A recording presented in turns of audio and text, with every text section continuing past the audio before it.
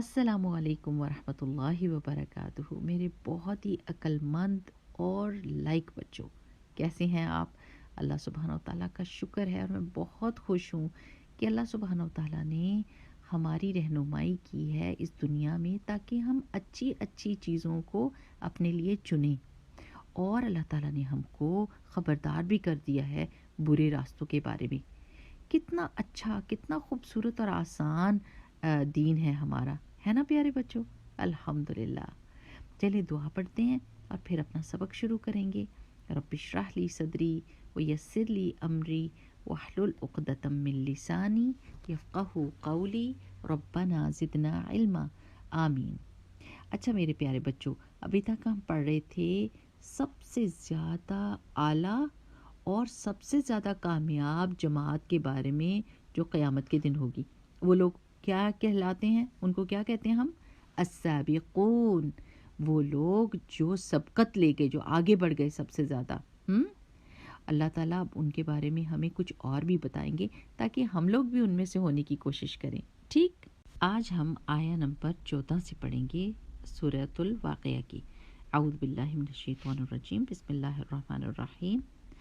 ثلۃن، ایک بڑا گروہ ہیں، من الاولین، اگلے لوگوں میں سے، وقلیل، اور تھوڑے ہیں، من الآخرین، پچھلوں میں سے، علی، اوپر، سرورن، تختوں کے ہوں گے، موضونہ، سونے کے تاروں سے بنے ہوئے، متکئین، تکیہ لگا کے بیٹھے ہوں گے، علیہا، ان پر، یعنی ان تختوں پر، متقابلین، آمنے سامنے۔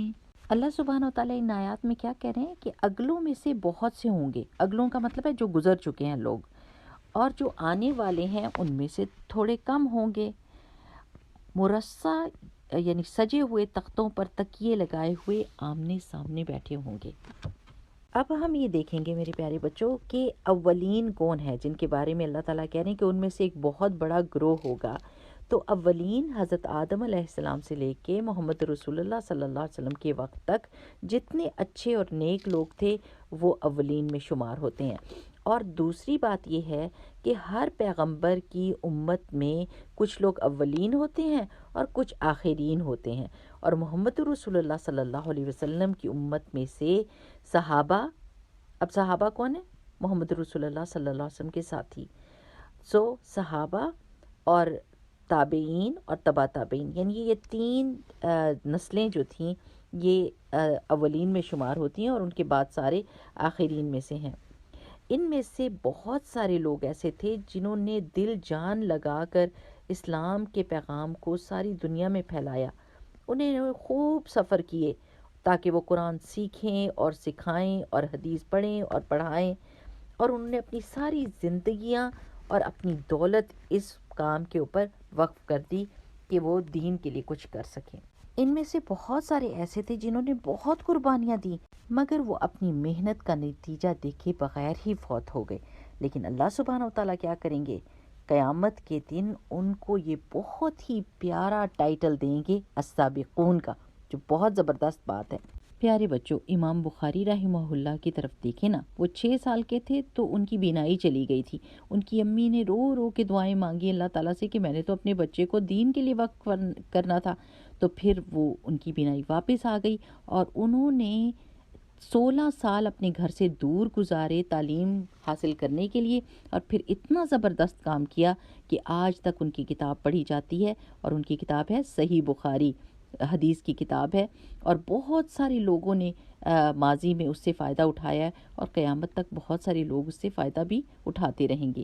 اچھا جی میرے پیارے بچوں، اللہ سبحانہ و تعالیٰ نے ہماری امید کا دروازہ کھولا ہوا ہے، اور السابقون میں ہم داخل ہو سکتے ہیں اگر ہم نیکی کرنے میں بہت تیز ہیں، ہم قربانی کے لیے تیار ہیں، ہم اپنا وقت، اپنی صلاحیت، اپنی دولت نیکی کے کاموں میں خرچ کرنے کے لیے تیار ہیں، تو انشاءاللہ باذن اللہ اللہ سبحانہ تعالیٰ ہمیں بھی اس دروازے میں داخل کر سکتا ہے۔ اگلا جو نظارہ اللہ سبحانہ تعالیٰ ہمارے لیے دکھا رہے ہیں وہ کیا ہے کہ آرام سے جنتی بیٹھے ہوں گے، اور خوبصورت خوبصورت تخت ہوں گے ان کے، یعنی صوفہ نما تخت ہوں گے، اور وہ بیٹھے ہوں گے ایک دوسرے کے سامنے، کوئی فکر نہیں ہوگی، کوئی ہوم ورک نہیں ہوگا، کہ کوئی اسکول نہیں جانا ہوگا، کوئی ڈانٹے گا نہیں کہ ابھی تک جاگ رہے ہو، کوئی بیماری نہیں ہوگی، کوئی غصہ نہیں ہوگا، کوئی ڈر نہیں ہوگا، کوئی خوف نہیں ہوگا، کوئی ذمہ داری نہیں ہوگی جنت میں. بس فری ٹائم اور انجوائے کرنا ہے، مزے کرنے ہیں. لیکن اس تک پہنچنے کے لیے ہمیں دنیا میں کچھ کام کرنا پڑے گا. دیکھیے وہ سارے جنتی ایک دوسرے کے آمنے سامنے بیٹھے ہوں گے. کیوں؟ کیونکہ ان کے دل کے اندر کوئی بغض اور کوئی نفرت نہیں ہوگی. ان کے دل پاک اور صاف ہوں گے. ہر کوئی ایک دوسرے کو دیکھ کر خوش ہوگا. چلیں اپنے آپ کو اس دن کے لیے اور اس جگہ کے لیے تیار کرتے ہیں نا، تاکہ ہم اللہ سبحانہ وتعالیٰ کے سامنے یہ بتا سکیں کہ ہم ڈیزرو کرتے ہیں کہ ہم اس جنت میں رہیں. جس دن آپ نے یہ پکا ارادہ کر لیا کہ اللہ سبحانہ وتعالیٰ میں نے سابقون میں سے ہونا ہے، تو انشاءاللہ آپ کوشش بھی بڑی زبردست کرنے لگ جائیں گے اور دعائیں بھی مانگنے لگ جائیں گے. چلیں دعا کرتے ہیں. اللہم انا نسألک الجنت الفردوس الاعلی. اللہم انا نسألک ایمانا لا یرتد ونعیما لا ینفد ومرافقت محمد صلی اللہ علیہ وسلم فی اعلی جنت الخلد. آمین. بارک اللہ فیکم. السلام علیکم ورحمۃ اللہ وبرکاتہ. سبحانک اللہم وبحمدک نشہد ان لا الہ الا انت نستغفرک ونتوب الیک.